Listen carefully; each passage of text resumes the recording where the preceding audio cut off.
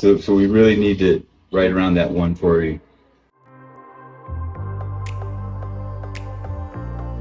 And bring it back down. We'll set it on the other burner so it's not catching that residual heat maybe. So you can do about 2 pounds in here relatively easy. Oh, I'm gonna need that corn too.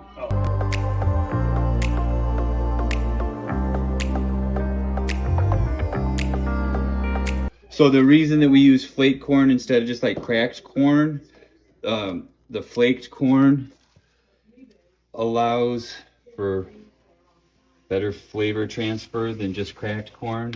So what this stuff is it's heated up, actually steamed, so it pulls in some heat and some moisture, then it's ran through rollers to flatten it out. It breaks that endosperm inside of the piece of corn, so it's exposed more, so that way we can get more of that flavor from it. Versus if you're using just cracked corn from the feed store, which you totally can do, you just have to mash it for longer and you probably have to add some enzyme to it. But now we're just kind of mixing it around here.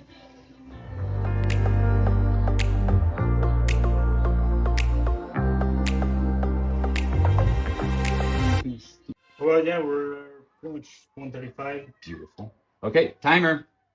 So now we're 20 minutes, you said? Yep. Steep for 20 minutes.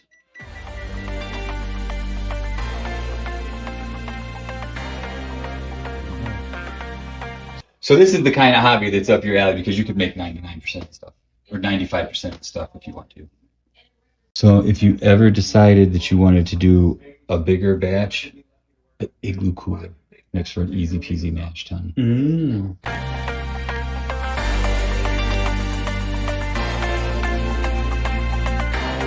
So this will come out pretty golden in color because the malt that's in there is what they call Munich and 2-row bale. It's just a standard base malt, and the Munich's got just a little hint of breadiness to it.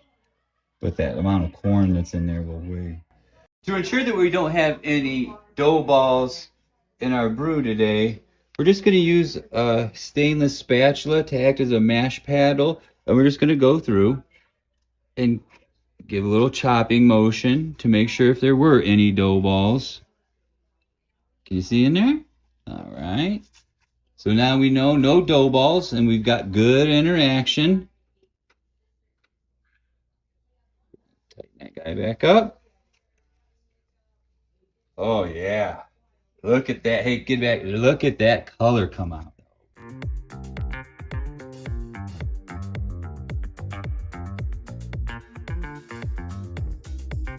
Time to stop steeping our grains.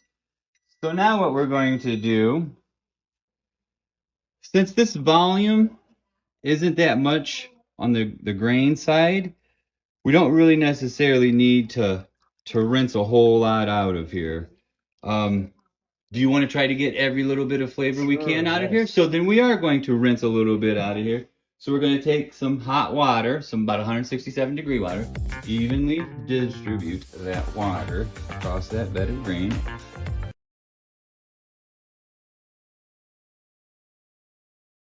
Come back towards me a little bit. There we go. There we go. So we're just trying to get that last little bit of flavor out of there.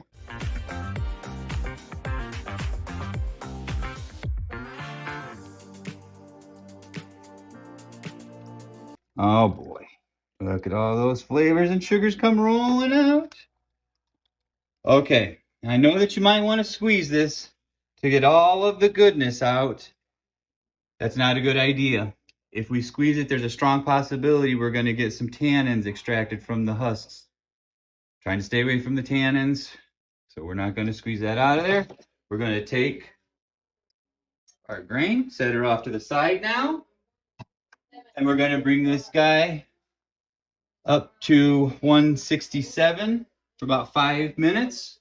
Stop any enzymic activity. Then we're going to roll her on up to a boil. That 167 degree temperature is what most would consider a mash out. It's not 100% required in our particular situation, but if you were doing a lot more grain or even just a mini mash, it would be highly suggested to stop that enzymic activity. All right, let's bring her up to 167 for 5. So we're going to Going to take our mash paddle slash spatula, depending on who you talk to.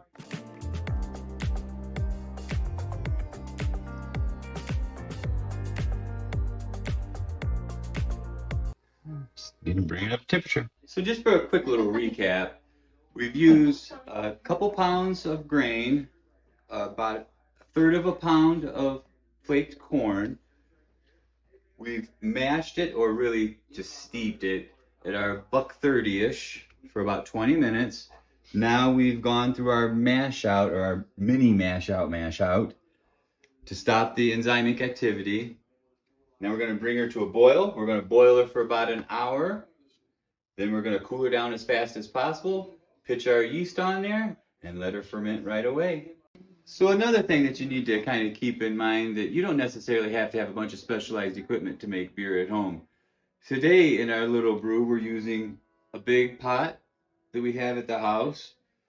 Instead of buying a mash paddle, we're using...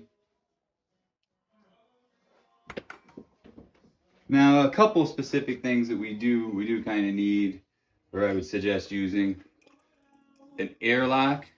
So that way we put our sanitizer in there to complete our water seal.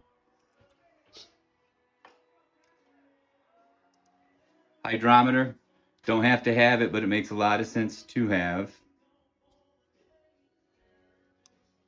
And then we're going to end up, we've got a thermometer that we happen to have sitting around the house. So when we're baking, most people have a thermometer. Or if you have like a candy thermometer, that'd be something else you could potentially use.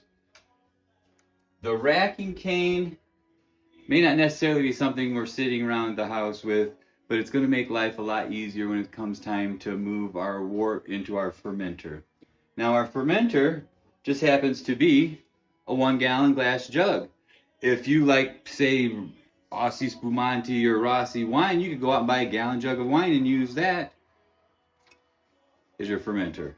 It doesn't necessarily have to be a 5-gallon or a 3-gallon carboy. You can use a jug like that as long as you know that you can sanitize it. So that's kind of the equipment that you may not have sitting around the house, but a lot of the stuff you probably already do have sitting around the house that you can use. Another great thing about doing a little brew like this, 1-gallon batches, we're going to have this done really quick in comparison to the full 5-gallon batch, just because the stove that we're utilizing has a great burner element, so it's really heating up everything fast. It's a small volume, so it's heating it up even faster. If we were doing maybe a 3-gallon batch on this stove, which is quite feasible, it would take a lot longer to bring that up to our steeping temperature to begin with, and then to turn around and bring it up to boil. So with this small batch, we're probably going to be more in the 3-hour range versus the 5 to 6-hour range that it might be with that full-size batch. And we're also using malt extract versus all grain, so we don't have that entire mashing process in there. Now we're going to give a brief demonstration on capping. We're going to take our sanitized bottle, a sanitized cap. You can go about it a couple different ways. This particular capper has a magnet insert, but I would prefer to put it on the bottle. The reason I like to put it on the bottle, because I see that it's already seated properly. If I put it on here, I have to make sure that as I go down, I line it up pretty precise. This, we still have to line it up precise, but not nearly so precise. That's a lot of precision, huh? So we're just going to slowly drive it down. It doesn't take a lot of force. Now we have got one crimped crown. Another little trick, I'm not sure if the camera can catch it, but you can see a little indentation from where the magnet is seated on that bottle cap. Can you catch that? Fantastic. That's a good indication that we've got a really good crimp, meaning we've got a good seal that's going to hold our beer. The proteins off. And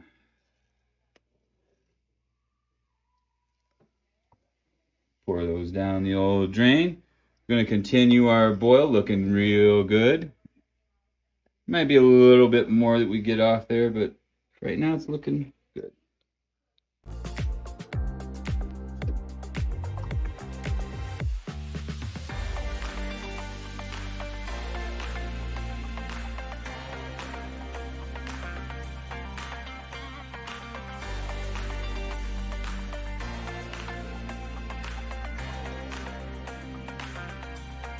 Now we're going to put our hot wort into our ice bath to cool it down to our yeast pitching temperature.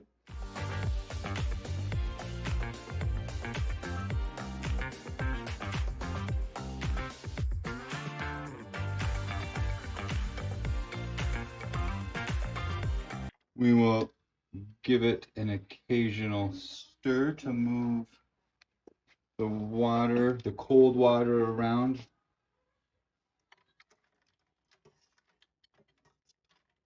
Just to make sure that we're getting an even temperature distribution. We're going to try to cool this as fast as possible. Now, after we decide that this is the hobby for us and we're going to start brewing on a regular basis instead of making ice or buying ice and melting it and watching our money go down the drain, we're going to get ourselves a chiller, whether that be an immersion chiller, a counterflow chiller, or a plate chiller.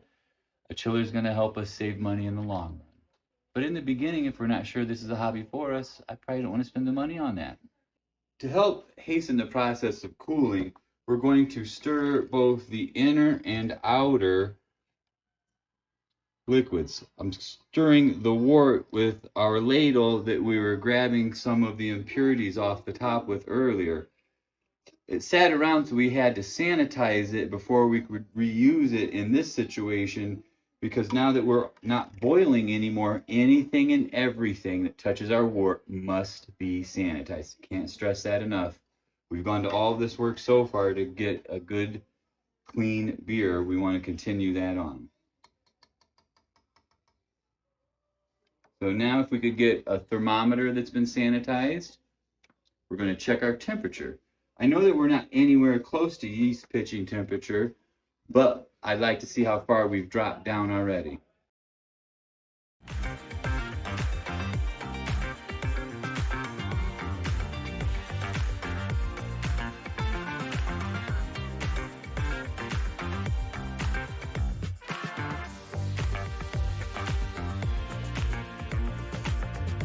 So we've already got her down to about $1.25. So we need to drop her down to about 70-ish. So we're probably going to end up draining a little of this water out and adding a little more ice to our ice bath to cool her down as fast as possible.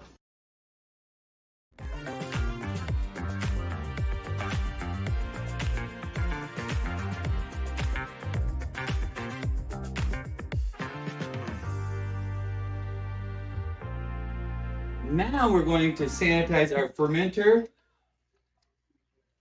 the top that goes onto our fermenter, and our 3-piece airlock. So we're just going to leave that in the sanitizer solution for right now. We're going to put a bit of sanitizer into our jug.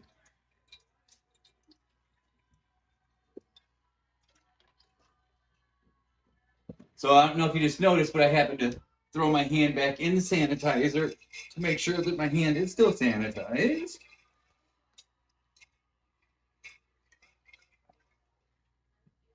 We just have to make sure that we get good contact all the way around it.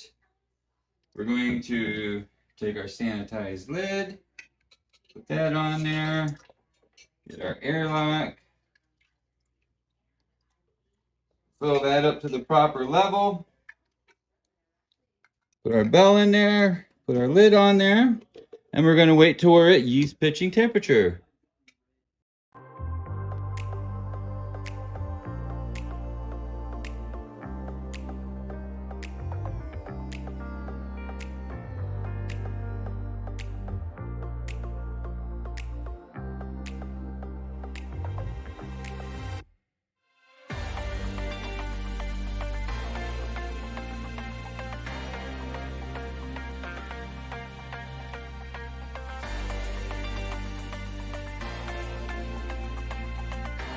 Okay, so now we are literally getting ready to rack over the wort, pitch the yeast, and cap her and let her ferment.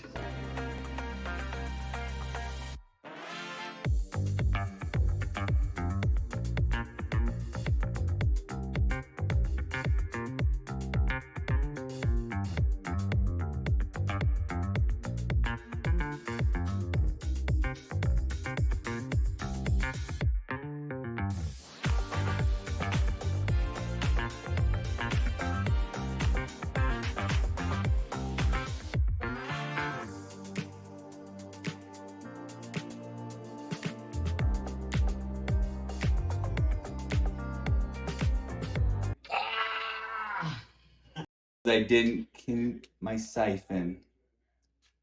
So when it started to draw, I pulled it out, and I started to suck air, and I lost my siphon. So now we need to fill the tube back up.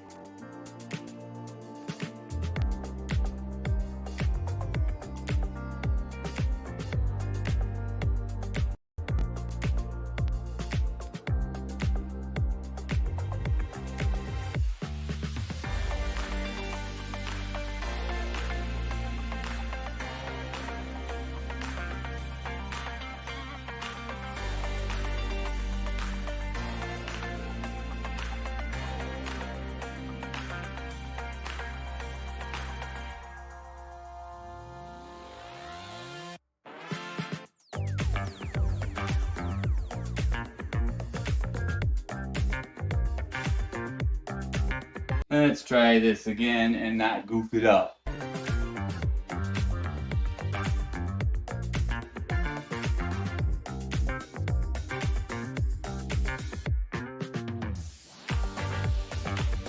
Since I goofed up the last time, we're going to leave that little bit of sanitizer in there because it's not going to change the flavor of the beer. Just some people get a little bit goofy with having any sanitizer in such a small volume of beer.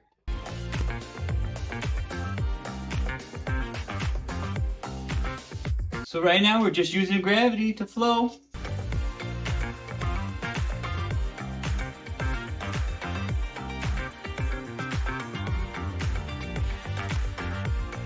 Can you tilt the boiling pot? Thank you. Thank you.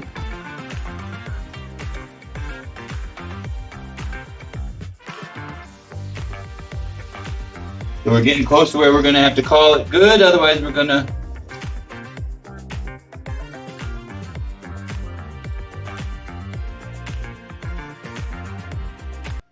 that we have more than enough headspace for our fermentation. Now we're going to take our sanitized package of yeast with our sanitized scissors.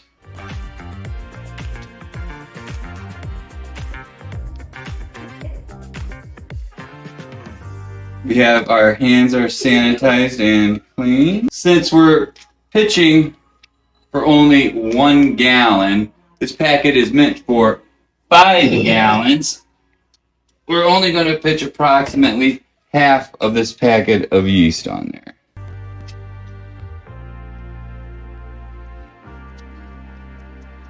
And I just eyeballed it. I did not measure it out. But like I said, this packet of yeast is meant for 5 gallons. So by using approximately half of it, I'm double pitching. We will not be adding any yeast nutrient or energizer for that same reason, because we are over pitching by so much. Now we've got our yeast on there. We need to grab our sanitized airlock.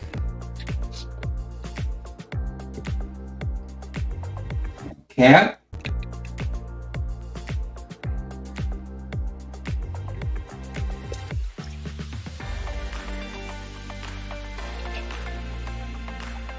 We're going to give it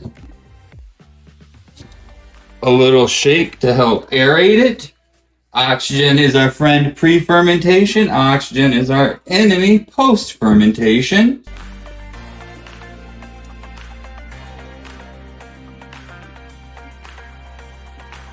So here in 12 to 24 hours, we're going to see a bunch of activity from that yeast that we just pitched in there. Thanks for watching our impromptu brew session at the house.